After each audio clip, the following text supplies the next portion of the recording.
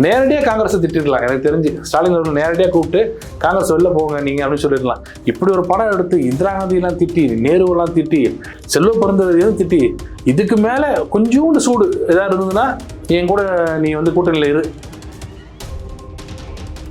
அதனால தான் இப்படி நடக்குது. யார் இப்போ சேகர் பாபுலாம் நீங்கள் ஒரு அறநிலைத்துறை அமைச்சராக வச்சுக்கிட்டு அவர் சொன்ன 150 பேர் வராருன்னு ஒருத்தர்னு சொல்றாரு. பாகுபலி மாதிரி இல்லை நிற்கிறாரு பாருங்க, 150 பேர் எங்காளுங்கன்றாருன்னா இவர் என்ன மாதிரி அமைச்சராக இருப்பாரு?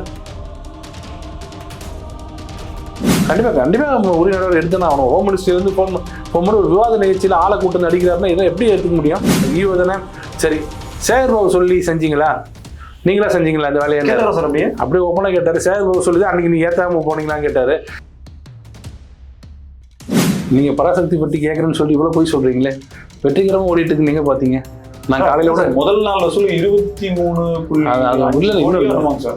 கோடி போவோம் பாருங்க. இதெல்லாம் ரொம்ப ஹாஸ்பிட்டல்லே வெட்டுறாங்க, ஸ்கூல் உள்ள போய் வெட்டுறாங்க, வீட்டுக்குள்ளே போய் வெட்டுறாங்க, சகஜமாக போச்சு இப்பெல்லாம். அப்போது 5 பேர் போய் அங்கே வெறும் நெருப்பை வச்சு ஒரு தீபம் ஏற்றினா லா அண்ட் ஆர்டர் இஷ்யூ வரும்னு சொல்கிற உங்களுக்கு, இன்னொரு மதத்தை சேர்ந்தவங்களுக்கு இந்த பக்கம் வந்து வீம்பு தானே வேணுன்ட்டே வந்து பண்ணுறது யார்? இப்போது இது எல்லா இளைஞர்களும் தமிழில் 2 லட்சம் பேர் ஃபெயில். தமிழ் டீச்சர்ஸ் இல்லை தமிழ்நாட்டில், தமிழ் டீச்சர்ஸ் இல்லை ஸ்கூலில், எந்த ஸ்கூல்லையும் டீச்சர்ஸ் தமிழ் டீச்சர் இல்லை. இருந்தாலும் ஒன்றுமே தெரியல. ஒரு விஷயம் புரிஞ்சுக்கணுங்க, திமுக ஆட்சி என்றைக்குமே நிலையானது கிடையாது. எந்த ஆட்சியும் நிலையானது கிடையாது. இந்த ஓவர் ஆட்டம் ஐபிஎஸ் ஐஏஎஸ் இவங்கெல்லாம் நீங்கள் நினைக்கிற மாதிரி பயந்துட்டுலாம் சொல்ல முடியாது. சரி, நாளைக்கு ஒரு கொலை பண்ண சொல்கிற கொண்டு வரா, சிஎம் ஃபோன் பண்ணி நீங்கள் இந்த வேலையை பண்ணுங்கன்னா கொண்டு வரா, அப்போ மட்டும் பண்ண மாட்டேங்குவீங்களே.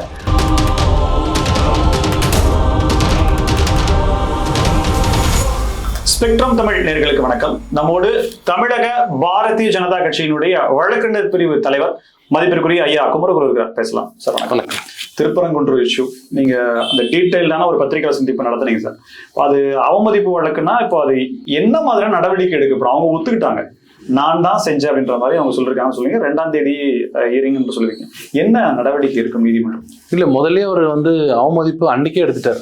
அந்த ஆர்டர் பாஸ் பண்ண அன்னைக்கு 6 மணிக்குள்ளே நீங்கள் தீபம் ஏற்றணும் அப்படின்னு சொன்னாங்க. 4:30 மணி வரைக்கும் அதுக்கு உண்டான எந்த ஏற்பாடும் பண்ணலைன்னு இங்கேருந்து ஏஐஜி ரவீந்திரன் ஒருத்தனை வந்து அவர் என்ன பண்ணார், 6 மணிக்கும் டைம் இருக்குல்ல பாருங்க அப்படின்னு அவர் சொன்னார். அவரை இன்னும் வெயிட் பண்ணி 6 மணி ஆனோடனே தீபம் ஏற்றப்பட்டு தான் ஏற்றப்படல. அப்போ இம்மிடியட்டாக நீங்கள் போய் ஏற்றுங்க, மனுதாரரை ஏற்றுங்கன்னு சொன்னதுனால தான் 10 பேரை போய் ஏற்றுங்கன்னு சொன்னும்போது தான் அதை மீறி 140 பேர் போட்டாங்க. அங்கே தான் கண்டெம்ப்ட் ஆரம்பிக்குது. அதை விட்டுருந்தா அது அப்படியே போயிருப்பாங்க. அந்த 144 டைம் வந்து ரெஜிஸ்டர் ஆகுமா சார்? ஆமாம், அவங்க 6:05 இவர் போடுறாரு ஆர்டர். 6:10 6:20 இந்த ஆர்டர் போட்டதுக்கப்புறம் அவங்க 140 போட்டது ரொம்ப அவர் என்ன பண்ணார், அதுவும் அங்கே போனோடனே 140 போட்டாங்க. நாங்கள் சொன்னோம், ஜுடிஷியல் ஆர்டர் எப்பவுமே வந்து மேலே தான் இருக்கும், அட்மினிஸ்ட்ரேட்டிவ் ஆர்டர் வந்து cannot control this ஜுடிஷியல் ஆர்டர்னு சொன்னோம். எதனா ஆகிட்டு சார் நான் பார்த்துக்கிறோம் அப்படின்னு சொன்னவங்க தான் இந்த டெப்டி கமிஷனர்லாம். அப்படி சொல்லிட்டு தான் மேலே போக முடியாதுன்னு சொன்னாங்க. சரி, நாங்கள் விட்டுட்டோம். அதாவது அடுத்த நாள் வந்து இல்லைங்க போக முடியலன்னா கண்டெம்ட் எடுத்துட்டாரு. கண்டெம்ட் இனிஷியேட் பண்ண உடனே என்ன பண்ணாரு, நாங்கள் கண்டெம்ட் நான் இனிஷியேட் பண்ணிடுறேன், உங்க மேலே நோட்டீஸ் கொடுக்குறேன்னு சொன்ன உடனே இவங்க உடனே பெஞ்சுக்கு போகிறாங்க, டிவிஷன் பெஞ்சுக்கு. கண்டெம்ட் மேலே எப்படி எனக்கு மேலே கண்டெம்ட் வரலாம் அப்படின்னு டிவிஷன் பெஞ்ச் விசாரிச்சு என்ன பண்ணிட்டாங்க, கண்டெம்ட் அவர் எடுத்தது சரி, அவர் சொன்னதெல்லாம் அவர் கண்டெம்ட் எடுத்த விஷயம் கரெக்டு, எப்படி சிஐஎஸ்எஃப்ல எப்படி யூஸ் பண்ணலாம், போலீஸ் தானே யூஸ் பண்ணணும் அப்படிங்கிறதுக்கு அதுவும் டிவிஷன் பெஞ்ச் என்ன பண்ணிட்டாங்க. அந்த சமயத்தில் எது லா என்ஃபோர்ஸ்மெண்ட் ஏஜென்சி எங்ககிட்ட உடனே என்ன இருக்கோ அதைத்தான் நாங்கள் யூஸ் பண்ண முடியும். அவர் ஒன்றும் வெளியிலேருந்து ஆளெல்லாம் கூட்டம் இல்லையே, போலீஸ் வேணும்னா போலீஸ் நம்பிக்கை இல்லை, அடுத்தது யார் இருக்காங்கன்னா சிஐஎஸ்எஃப், அவங்களை யூஸ் பண்ணுற தப்பு இல்லைன்னு எல்லாத்தையுமே சரி பண்ணிட்டாரு. சொன்னோடனே சாயங்காலம் 5 மணிக்கு சொல்கிறாங்க, இந்த மாதிரி ஆர்டர் வந்துருச்சு, கண்டெம்ட் வந்து தப்பு இல்லைன்ட்டாங்க, நீங்கள் இனிஷியேட் பண்ணலான்னு சொன்ன உடனே என்ன பண்ணாரு, 144 நான் ரத்து பண்ணுறேன், நீங்கள் 144 போட்டிங்களே அதை நானே ரத்து பண்ணுறேன். அதுக்கு அத்தாரிட்டி இருக்காங்க சார். அவங்க என்னன்னா 226 என்ன பண்ணலாம், அந்த அத்தாரிட்டி நான் மட்டும் நான் கோஷ் பண்ணுறேன், நீங்கள் போய் விளக்கேற்றுங்க, இன்னைக்கு போய் விளக்கேற்றுங்க, யாரும் இதெல்லாம் இல்லை, சிஎஸ்எஃப்லாம் நீங்களா எல்லாம் முடிஞ்சு போச்சு, ஒன்றும் இல்லையே போங்கன்னு. அப்பவும் தடுத்து நிறுத்தினது இந்த கலெக்டரும் கமிஷனரும். முடியாது, நீ எங்கே வேணா போங்க, கான்சிக்வன்சஸ் நாங்கள் எதனா ஃபேஸ் பண்ணிக்கிறோம் அப்படின்னு சொல்லும்போது தான் எங்களுக்கே ஆச்சரியம். இப்படி ஒரு பிளேட்டண்ட்டாக கண்டெம்ப்ட் வராமல் நடந்துக்கிட்டு யாரும் பண்ண மாட்டாங்க. எனக்கு தெரிஞ்சு என்னோட 30 வருஷம் எக்ஸ்பீரியன்ஸாக இவ்வளோ ஓப்பனாக வந்து சார் அவர்கிட்ட சொல்லாதீங்க சார் பார்த்து அப்படி சொல்லுவாங்க தவிர, கேமரா எடுக்கும் போது சார் என்ன பண்ணுறீங்களோ நீங்கள் பண்ணிக்கங்க அப்படின்னு சொல்கிறது வந்து ஜுடிஷியரிக்கு விடப்பட்ட சவால். அப்படிதான் எல்லாரும் பார்க்குறாங்க. அதுதான் அவர் ரொம்ப ட்ரிகர் ஆயிடுச்சு, என்ன இப்படி ஓப்பனாக பண்ணிட்டீங்கன்னு அப்படின்னு. அப்புறம் இந்த கண்டெம்ட் நடந்துட்டே இருந்துச்சு, கண்டெம்ட் ஸ்டேலாம் கொடுக்க மாட்டாங்க, விட்டாங்க. அதுக்குள்ளே இவங்க அப்பீல் போனாங்க, முதல்ல அந்த ஆர்டர் பாஸ் பண்ணார்ல, அந்த ஆர்டர் மேலேயே இப்போ அப்பீல் பண்ணாங்க. இவங்க அது வரைக்கும் சொன்னது அந்த ஆர்டர் மேல தப்புன்னு சொல்லாம ஆர்டர் பாஸ் பண்ண ஜட்ஜ் மேல தப்புன்னாங்க. ஏன் தப்புன்னு சொன்னாங்கன்னா, இவ்வளவு மோசமான ஒரு ஆர்டரை இவரை தவிர வேறு யாரும் பாஸ் பண்ண முடியாது. காரணம் இவர் பாஜக, காரணம் இவர் சங்கி, காரணம் இவர் வந்து வேற மாதிரி, இவர் இந்த மாதிரி ஒரு ஜாதி, என்னென்னமோ சொல்லி இம்பீச்மெண்ட் வரைக்கும் போனவங்க இந்த ஜட்ஜ்மெண்ட் வச்சுதான். இந்த ஜட்ஜ்மெண்ட்டை இன் டோட்டோ அப்படியே டிவிஷன் பெஞ்ச் கரெக்ட்னு சொல்லிடுச்சு. அப்போ இதே தான் அங்க அப்ளிகபிள் ஆகும். இந்த ஜட்ஜ்மெண்ட்ல என்ன கொடுத்து எதனால அவரை திட்டினீங்களோ, திட்டும் போது கூட ஜட்ஜ்மெண்ட் பத்தி சொல்லாம அவர் அன்னைக்கு வேற மாதிரி பிஹேவ் பண்ணாரு கோர்ட்ல அப்படி சொல்லல. இந்த ஜட்ஜ்மெண்ட் யாரா கொடுப்பாங்களா இவரை தவிர அப்படி சொல்றீங்க, அதே ஜட்ஜ்மெண்ட் கன்ஃபார்ம் பண்றாங்க. அப்போ ஜுடிஷியல் ஆர்டர் தானே. அதனால திமுக அரசு பெரிய குட்டு வாங்கி என்ன பண்றதுன்னு தெரியாம இதுக்கு மேல என்னடா பண்றது அப்படியே அங்கே அப்பீல் போறாங்க, இன்னும் போனாங்கன்னு தெரியல, அப்படி நிக்குது. இவர் என்ன பண்ணாரு, நான் சொன்ன ஆர்டர் கரெக்ட் ஆயிடுச்சு இல்ல, கண்டெம்ட்டும் பண்ணலான்ட்டாங்களே, நான் நோட்டீஸ் கொடுக்குறேன்னு சொல்லிட்டு முந்தானத்து நோட்டீஸ் வரைச்சு 2-3 பேர் வந்தாங்க. சில நேரத்தில் பார்த்தா பரிதாபமா இருக்கும், ஆனா சில நேரத்தில் தேவைதான் அந்த அதிகாரிகளுக்கெல்லாம். ஈஓ கேட்டாரு. ஈஓ வந்து என்ன கேட்டாருன்னா, நீங்க தான் ஈஓவா? ஆமா அப்படின்னு. அந்த கந்தூரி விழா நடந்தது, அப்போ கள்ளத்தி மரம்னு ஒரு மரம் இருக்கு, அந்த மரம் இருக்கிற லேண்ட் யாருக்கு சொந்தம்னு கேட்டாரு. அது வந்து திருப்பரங்குன்றம் கோயிலுக்கு தான் சொந்தம், அது தர்கா இல்லையே இல்லை. அப்ப அந்த மரத்துல எப்படி அவங்க கந்தூரி விழாவோட கொடியை வந்து கட்டினாங்க அப்படின்னு கேட்டதுக்கு எனக்கு தெரியாது அப்படின்ட்டாரு. உங்களுக்கு யாராவது கம்ப்ளைண்ட் கொடுத்தாங்கன்னு கேட்டு, எனக்கு யாரும் கம்ப்ளைண்ட் கொடுக்கல. நீங்க தான் கம்ப்ளைண்ட் கொடுக்கல, நானும் கொடுக்கல. ஏன், நான் 1 வாரம் ஜுரம் வீட்டுல இருந்தேன். இவர் சொன்னார், ஈஓ ஜுரம் வீட்டுல இருந்தாருன்னா ஒரு இன்சார்ஜை போட மாட்டீங்களா அப்படிங்கிறது மௌனம். சரி இப்ப நான் சொல்றேன், நீ கம்ப்ளைண்ட் கொடுப்பே போனாரு. நான் கொடுக்குறேன், கொடுத்துட்டு என்கிட்ட வா அப்படின்னாரு. சரி, அப்ப சொன்னது என்னன்னா, நான் சொன்னது அது தீர்ப்புல முக்கியமான விஷயம் என்னன்னா, டிவிஷன் பெஞ்சுன்னு சொன்னது முதல்ல ஜிஆர் சாமிநாதன் அவர்கள் சொன்னது ஒரு 5 பேர் யாரு, இந்த டெம்பிள் அங்க இருக்கிறவங்க, கோயில்ல இருக்கிற நிர்வாகிகள், அரங்காவலர்கள், HRNC இருக்கிறவங்க, அந்த 5 அதிகாரிகள் போய் 1 லிட்டர் ஆயில் எடுத்துட்டு போய் திரி வச்சு கொளுத்திட்டு வந்துட்டாங்கன்னா லா அண்ட் ஆர்டர் பிரச்சனை வரும்னு சொன்னீங்களே, எப்படி வரும்? கீழே எல்லாம் பக்தர் நிக்க வச்சிருங்க. ஓகே, பக்தர்ல கீழே நிக்க வச்சிருங்க. அந்த 5 பேர் மட்டும் மேல போட்டோம், தீபம் ஏத்திருந்தா லா அண்ட் ஆர்டர் பிரச்சனை வரும்னு சொல்றீங்க, எப்படி வரும்? வரும். நீங்க 5 பேர் முடிவு பண்ணிட்டா வரும். லா அண்ட் ஆர்டர் பிரச்சனை வரணும்னு இந்த கவர்மெண்ட் முடிவு பண்ணிச்சுன்னா வரும், பொலிட்டிக்கல் அஜெண்டாக்காக. கீழே எனக்கு தெரிஞ்சு இஸ்லாமியர் வரமாட்டாங்க, கீழே வந்து நிக்க போறது இல்லை, ஹிந்து தான் நிக்க போறாங்க. கீழே ஹிந்து ஒருத்தர் அடிச்சுப்பாங்களா லா அண்ட் ஆர்டர் பிரச்சனை வரணும்னு? மேல கொடி மேல தீபம் எடுத்து சொல்றது நம்ம ஹிந்து தான். ஹிந்துஸ் கீழே வச்சிருங்க, 5 பேர் மட்டும் மேல போங்க. அது ஏன் உங்களுக்கு பிரச்சனை கேட்டா பதில் சொல்ல முடியல. அதுதான் இவர் சொன்னாரு, அந்த 5 பேர் மேல போய் ஏத்தனா லா அண்ட் ஆர்டர் பிரச்சனை வரும். நீங்க தானே சொன்னீங்க. HRNC என்ன சொல்லுச்சு? இப்ப கந்தூரி விழா நடக்கும் போது கொடியை கொண்டு அவங்க கட்டியிருக்காங்க சார். அது ஒரு 30 அடி கம்பம் சார். இப்போ போலீஸ் பாதுகாப்பு அங்க இருக்கு, ஏற்கனவே பிரச்சனை போயிட்டு இருக்கு, வழக்கு நீதிமன்ற அவமதிப்பு வரைக்கும் போயிடல. இப்போ கொடி கூட பாக்கெட்ல போட்டு ஏதோ பையில போட்டு எடுத்துட்டு போயிட்டாங்க சார். கட்டிட்டு 30 அடி கம்பத்தை எப்படி சார் எடுத்துட்டு போங்க? யாருக்குமே தெரியாம எப்படி சார் எடுத்துட்டு போங்க? அதெல்லாம் எடுத்துட்டு போய் கட்டிட்டாங்க. கட்டினது யாருக்குமே தெரியும். அன்னைக்கு ஜிஆர் சாமிநாதன் சொல்லணும்னா எங்க யாருக்குமே தெரிஞ்சிருக்காது. அவரு ஏதோ கரெக்டா கண்டுபிடிச்சிருக்காரு இங்க. அப்போ 5 பேர் போய் அங்க வெறும் நெருப்பை வச்சு ஒரு தீபம் ஏத்தனா லா அண்ட் ஆர்டர் இஷ்யூ வரும்னு சொல்ற உங்களுக்கு, இன்னொரு மதத்தை சேர்ந்தவங்களுக்கு இந்த பக்கம் வந்து வீம்பு தானே, வேணுன்ட்டே வந்து பண்றது யாரு? இப்போ மத கலவரத்தை தூண்டுறது யாரு? அவங்க இல்ல, நீங்க. இஸ்லாமியர்கள் இல்ல, அவங்க ஏன் பண்ண போறாங்க? நீங்க தான் அலோவ் பண்ணிருக்கீங்க, பண்ணு. கோர்ட்ல ஆர்கியூ அவரே சொன்னாரு, நீங்க பண்ணிருக்கீங்க, நீங்க தான் ஃபால்ட்னு வந்ததா, நாங்க ஃபால்ட் இல்லைன்னு. அப்ப கம்ப்ளைண்ட் கொடுக்க வேண்டியது கேட்டாரு. இல்ல கம்ப்ளைண்ட் கொடுக்கல. அப்ப ஏன் கொடுக்கல? இதுக்கு வரைக்கும் கோர்ட்டுக்கு வர்ற வரைக்கும் கொடுக்கல. அப்புறம் உடனே கொடுத்து ஈவினிங் ரெஜிஸ்டர் எஃப்ஐஆர் போட்டாங்க வச்சுங்க, அது வேற. இருந்தாலும் அந்த மரத்துல ஏன் ஒருத்தர் கட்ட வர்றீங்க? அப்ப இதுல இருந்து என்ன தெரியுதுன்னா, நான் நினைக்கிறது என்னன்னா, திமுக தான் அந்த ஜட்ஜ்மெண்ட்டை சொன்ன மாதிரி என்ன ஸ்மூத்தா போயிடுது, எல்லாம் அமைதியா போயிடுது. நீ போய் கட்டு, அவன் ஒன்னும் சரி இல்லையா? நான் சொன்னது முதலே வந்து நாம வந்து அவங்க இஸ்லாமியர் அடிப்போம்னு சொன்னாங்க, நடக்கல. நீ அடி, திருப்பி அடிப்பான்ல. இது என்ன இது விளையாட்டு? அதுதான் அவர் என்ன சொன்னார், ரொம்ப கோவப்பட்டு அவர் ஒதுக்கிட்டாரு. ஈவோ தானே. சரி, சேகர் பாபு சொல்லி செஞ்சீங்களா, நீங்களா செஞ்சீங்களா அந்த வேலையை?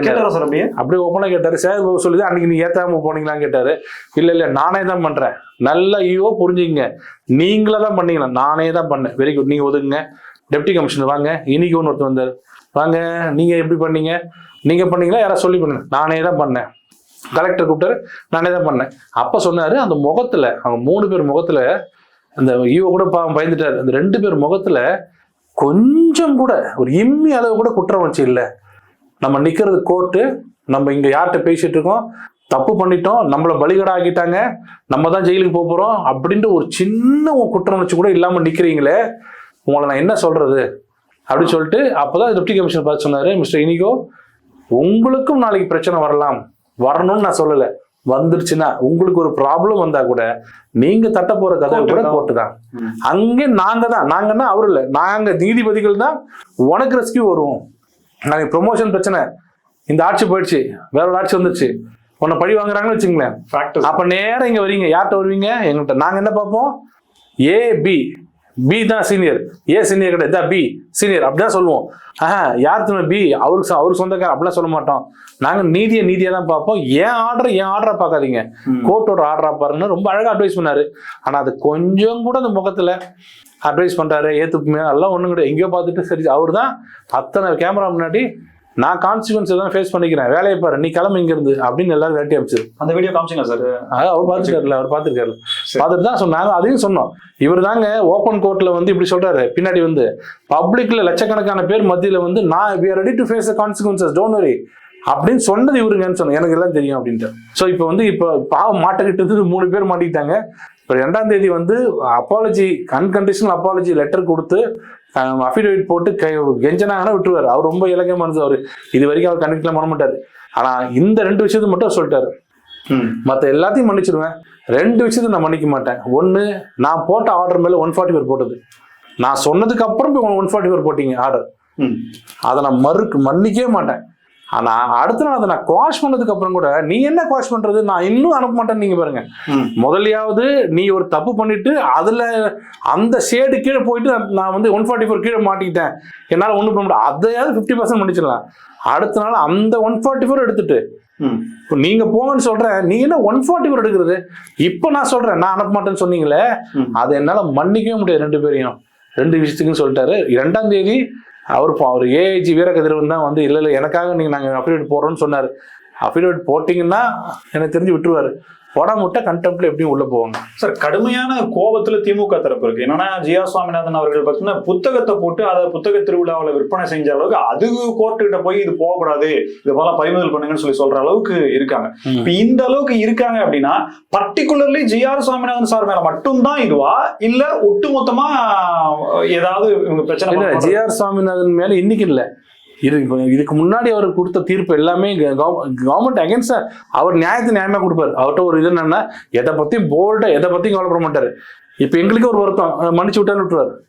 நாளைக்கு வேற மாதிரி நடந்தாலும் 2ஆம் தேதி வந்து கொஞ்சம் அழுகிற மாதிரி பேசினாங்கன்னா முதல்ல விட்டுருங்க சார், அதான் நமக்கு தான் தீபம் ஏற்ற ஆர்டர் வந்துச்சுல அப்படின்னு ரொம்ப அவர் ஒரு மாதிரி இலக்கிய மனசு அவருக்கு. அதே சமயத்துல நியாயம், டெய்லி 100கணக்கான பேருக்கு நல்ல ஆர்டர்லாம் கொடுப்பாரு, மனிதாபிமானமும் எல்லாம் அங்க இருக்க அத்தனை வக்கீலும் இன்க்ளூடிங் டிஎம்கே வக்கீல் சொல்லுவா தங்கமான மனுஷன் அப்படின்வாங்க. ஆனா இவங்க என்ன பண்றாங்கன்னா, இவர் பண்ணா சவுக்கு சங்கர் விஷயத்துல பண்ணாரு, எங்கெங்கெல்லாம் தப்பு நடக்குதோ டிஎம்கே பண்ற தப்பெல்லாம் இவருக்கு தப்புன்னு சொல்றாரு.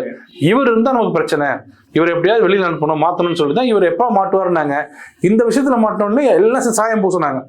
ஓ திருப்பரங்குன்றம் பாஜக இந்து முன்னணி மூவ் பண்ணுது வந்து அப்பியர் ஆகுது, நாங்கெல்லாம் போனோம்னு பாஜக வக்கீல்லாம் அப்பியர் ஆகிறாங்க, இவர் பயங்கரமான பாஜகவோட ஒரு ஆதரவாளர் அப்படின்னு கொண்டு பண்ணாங்க.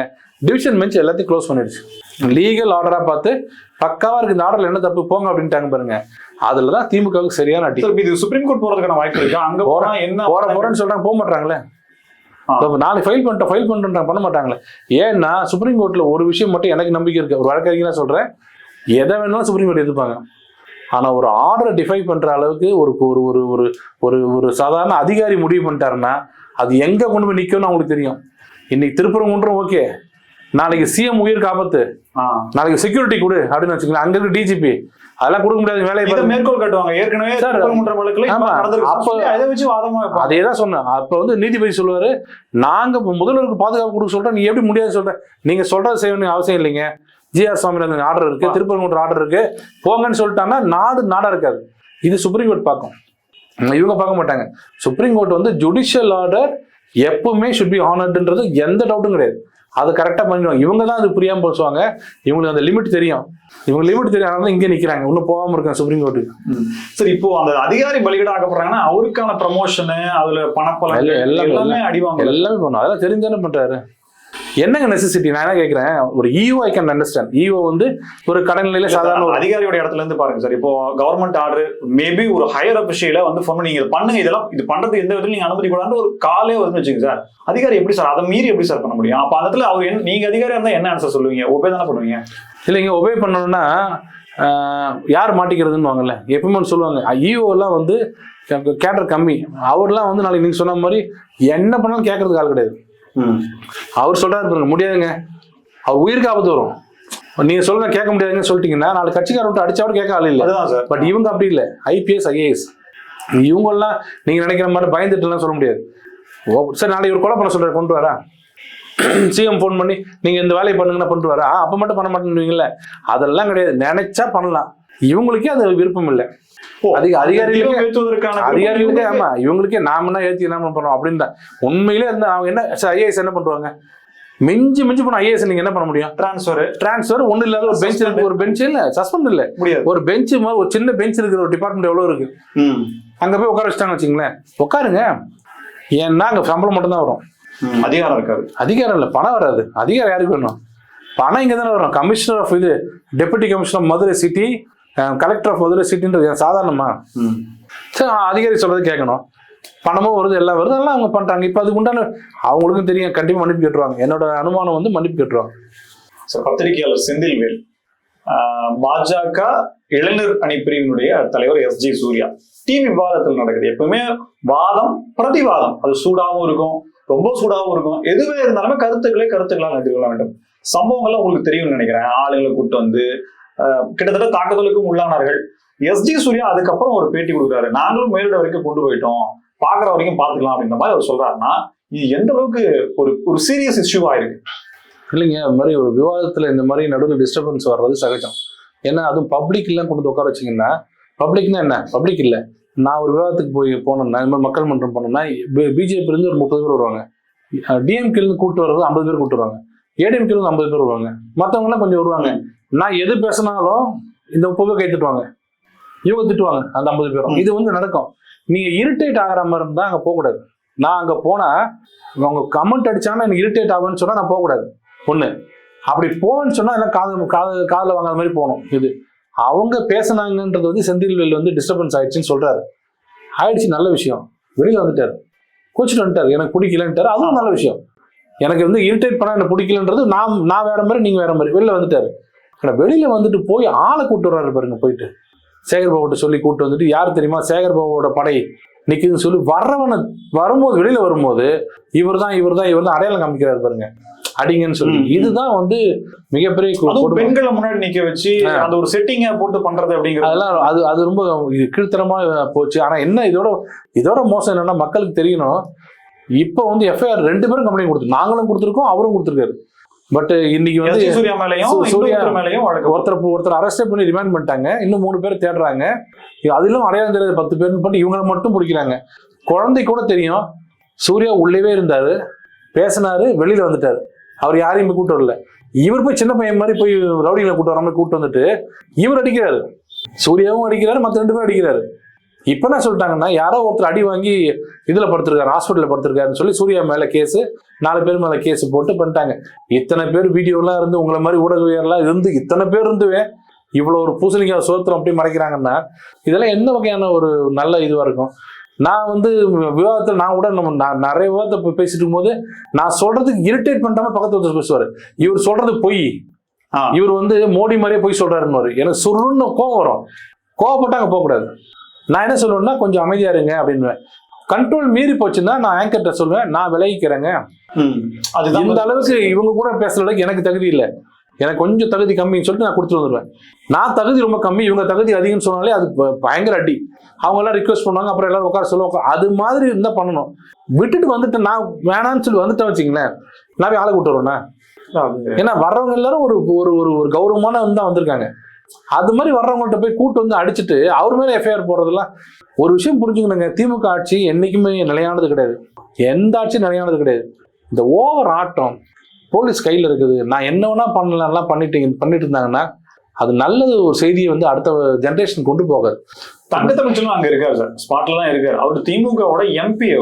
அவரே வந்து முடிந்த பிறகு ஒரு சொல்லிட்டு சமரசமா பேசிட்டு வர்றாரு அப்படின்னா, நீங்க பத்திரிகையாளர் தான், நீங்க திமுகவுக்கும் உங்களுக்கு என்ன சம்பந்தம் தெரிஞ்சு போச்சு. திமுக தானே அவருன்னு தங்க தமிழ்ச்செல்வன் கூட்டத்தோட வந்திருக்க மாட்டாங்க பொழுது. ஏன்னா நீ இப்பதான் கட்சிக்கு வந்த, உன்னை கூட்ட வர முடியாது, இவர் நாங்க ரெடி பண்ணுவாரு. என்ன கொடுமைன்னா இவர்கிட்ட நாங்க போய் விவாதம் நடத்திருக்கோம். இவர் ஆங்கரா இருக்கும்போது இவர் நடுநிலையாளர் நினைச்சு நான் பல தடவை ஆங்கர் போய் செந்தில்வேல் வந்து நியூஸ் 7ல இருந்தாரு, முதல் ராஜ் இதுல சத்தியம்ல இருந்தாரு, ராஜ் இதுல மாலை முரசுல இருந்தாரு, அதுக்கப்புறம் புதிய தலைமுறை வந்தாரு, அதுக்கப்புறம் தான் இங்க வந்தாரு. இவ்வளவும் பண்ணிட்டு இவரை நடுநிலையாதையும் நாங்க பாத்துட்டு இருந்தோம். அப்புறம் மொத்தம் இவங்க வேற இடத்துல விசாடுறாங்க. தங்க தமிழ்ச்செல்வன் கூப்பிட்டோட யாரும் வரல, இவர் கூட்டம் வந்திருக்காங்க. தங்க தமிழ்ச்செல்வன் ரொம்ப டீசென்டானவர். நான் பார்த்ததுல இந்த மாதிரி தப்பு தண்டை இந்த மாதிரிலாம் போகவே மாட்டார். ஏதாவது கேட்டா கூட அட விடுங்க வக்கீல் சார், விடுங்க சார், அப்படிதான் ஜாலியா பேசுவார தவிர இவ்வளவு கீழ்த்தரமா எனக்கு தெரிஞ்ச அரசியல்ல இது வரைக்கும் யாருமே பண்ணது கிடையாது.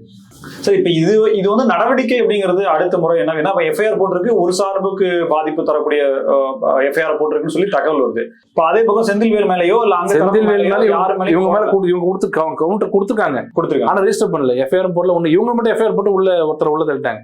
உங்க வேலையை என்னன்னா உடனே உள்ள தள்ளிடணும், அவங்க அப்படி டிமாரலைஸ் ஆகணும். இப்போ எஸ்.ஜே. சூர்யா தெரிவிட்டு இருக்காங்க. ஸோ இதுதான் சொல்றேன், இது ரொம்ப தவறான ஒரு முன்னுதாரணமா போயிட்டு இருக்கு. எஸ்.ஜே. சூர்யா சொன்ன அந்த விஷயத்துக்கு என்ன சார், மேலிடத்துக்கு சொல்லிட்டோம், அவங்களும் வந்து பாத்துக்கிறாங்க அப்படின்ற மாதிரி இருந்தா இதுல இல்ல, இந்த இடத்துல நடக்கிற பிரச்சனை நான் மேலிடத்துல சொல்லிட்டோம், இது என் மேல ஒரு தப்பு இல்லை, நான் விவாதத்துல பேசிக்கிட்டு நம்ம சின்ன பிரச்சனை வந்து வெளில வந்துட்டோம், ஆளை கூட்டு வந்து அடிக்கிறாரு, இதெல்லாம் நாங்க சொல்லிட்டோம், அவங்க உரிய நடவடிக்கை எடுப்பாங்க. கண்டிப்பா உரிய நடவடிக்கை எடுத்துனா ஆகணும். ஹோம் மினிஸ்டர் இருந்து போன் பண்ணி ஒரு விவாத நிகழ்ச்சியில ஆளை கூட்டு வந்து அடிக்கிறாருன்னா இதை எப்படி எடுத்துக்க முடியும்? சரி, இப்ப டிஜிபி இல்ல, பொறுப்பு டிஜிபி வச்சுட்டு அது ஆக்சுவலா அதுவே கண்டென்ட் ஆஃப் கோட்டா அப்படின்றது நீங்க சொல்லுங்க. டிஜிபியே இல்லாத போது அதுக்கு பொறுப்பு டிஜிபி, அந்த பொறுப்பு டிஜிபிக்கு இன்னொரு டிஜிபி அப்படின்ற அளவுக்கு ரொம்ப ஒரு டிராமாட்டிக்கா போதே சார். இது என்ன எதுவுமே இம்பாக்ட் ஆகாதா? இல்ல, இவங்க தான் வந்து ஒரு மாசம் எங்கேயாவது சிபிசியில் எங்கேயாவது மெம்பர் யாரும் இல்லை வச்சுங்களேன், கனகராஜ் போன்ற மார்க்சிஸ்ட்காரங்க கத்துவாங்க, நாடா எங்க போகுது, அங்க போய் பாருங்க டெல்லியில சிபிசி மெம்பர் 3 மாசமா இல்ல, 5 மாசம், இங்க டிஜிபியே இல்ல. கவர்னர் ஒருத்தர் இருந்தாருங்க வித்யாசாகர்னு, 2 கவர்னர் 2த்தையும் பார்த்துட்டாரு, 2 ஸ்டேட்டையும் பார்த்தாரு, மும்பையும் பார்த்தாரு, இதையும் பார்த்தாரு. அதுக்கு என்ன கூச்சாங்க தெரியல. கவர்னர் என்ன செய்யறாரு, டெய்லி வந்து ஃபைல் சைன் பண்றாரா?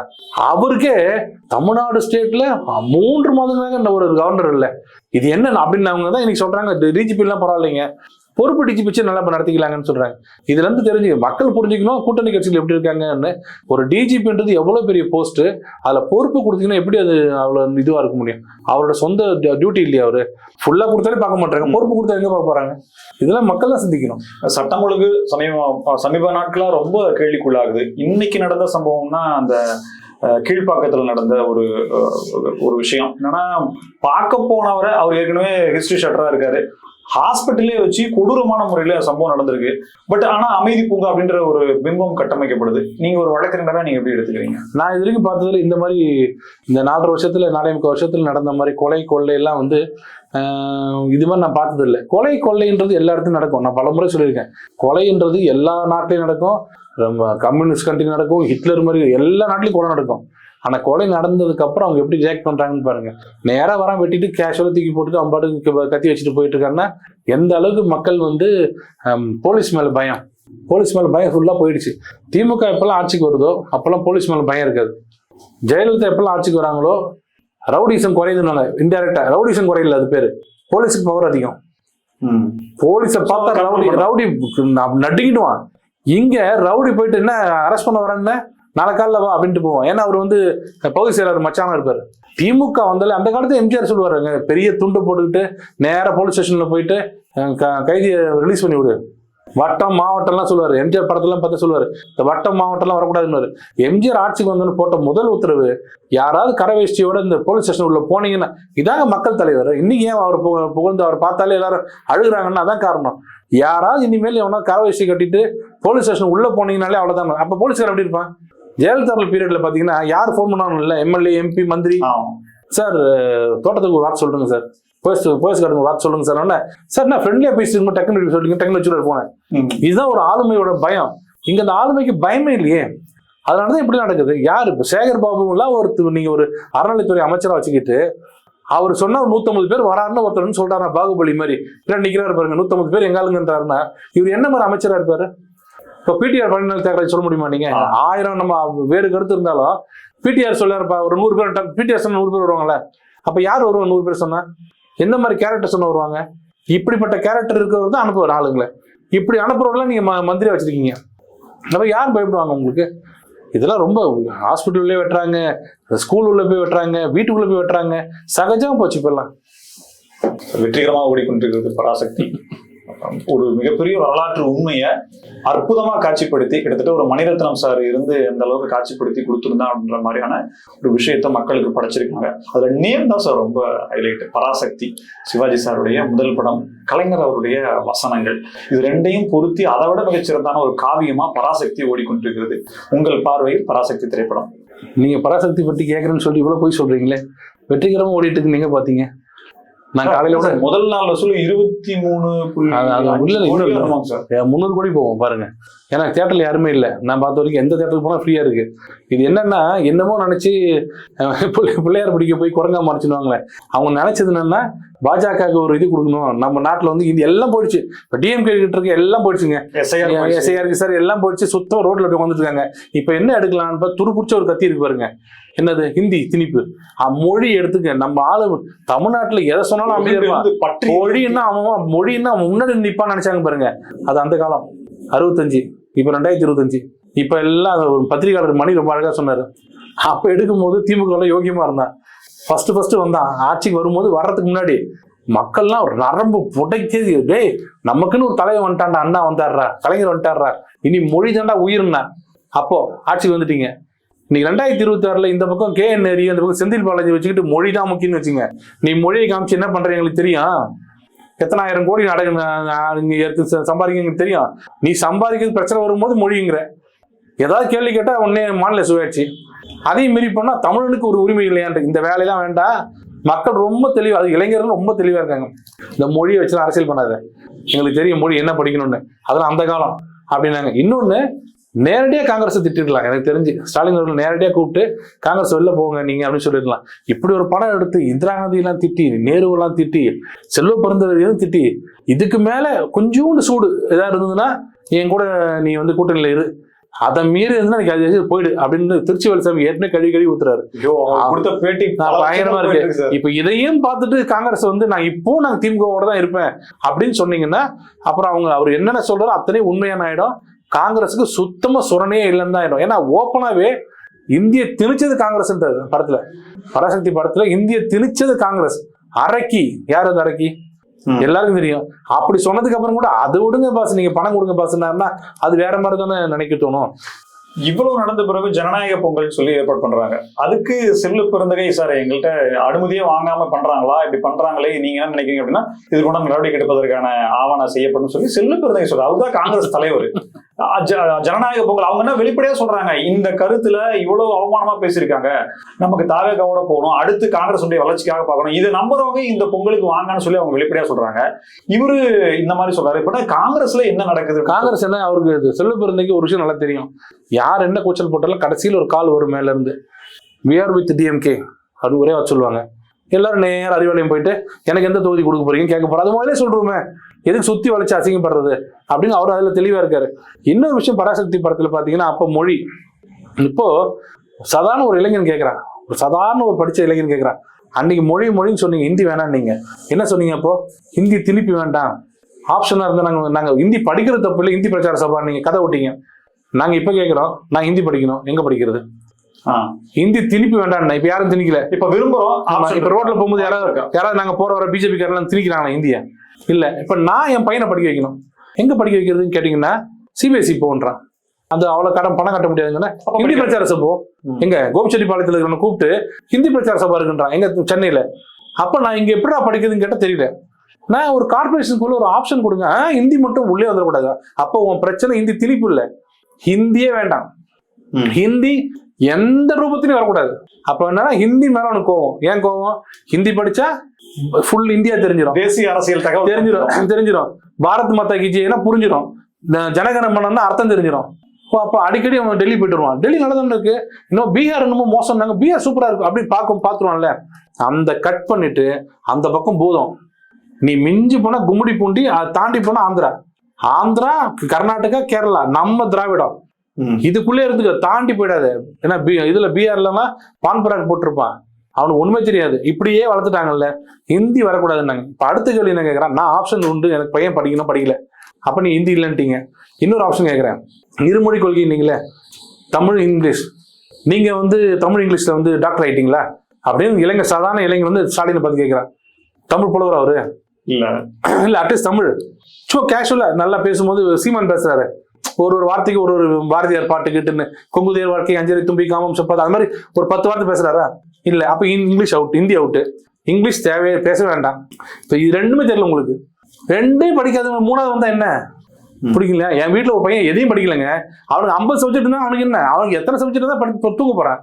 ஆனா யார் சும்மா சொல்லுவாங்க, படிக்கிறப்பா ஏற்கனவே நான் 3 கிளாஸ் படிக்கிறேன், பரதநாட்டியம் சேர்க்கறீங்க, பாட்டு கிளாஸ் சேர்க்கறீங்க, என்னால அப்ப தானே பயப்படுவான். வீட்டுல தூங்கிட்டு இருக்கோம், எத்தனை கிளாஸ் போட்டா எனக்கு என்ன, நானா போறேன்னு. அது மாதிரி இந்த கவர்மெண்ட்டுக்கு எத்தனை மொழி வந்தா என்ன, யாரும் பேச போறது இல்லையே. இது எல்லா இளைஞர்களும் தமிழ்ல 2 லட்சம் பேர் ஃபெயில். தமிழ் டீச்சர்ஸ் இல்ல தமிழ்நாட்டில், தமிழ் டீச்சர்ஸ் இல்ல ஸ்கூல்ல, எந்த ஸ்கூல்லயும் டீச்சர்ஸ் தமிழ் டீச்சர் இல்ல, இருந்தாலும் ஒண்ணுமே தெரியல. டெட்ல எல்லாம் ஃபெயில் எல்லாமே. அப்போ தமிழும் வளர்க்கல, ஆங்கிலமும் வளர்க்கல, ஹிந்தி வேண்டாம். அப்ப என்னது, இன்னும் கொஞ்ச நாள்ல ஆதிகால பாஷை தான் பேச போற பொழுது.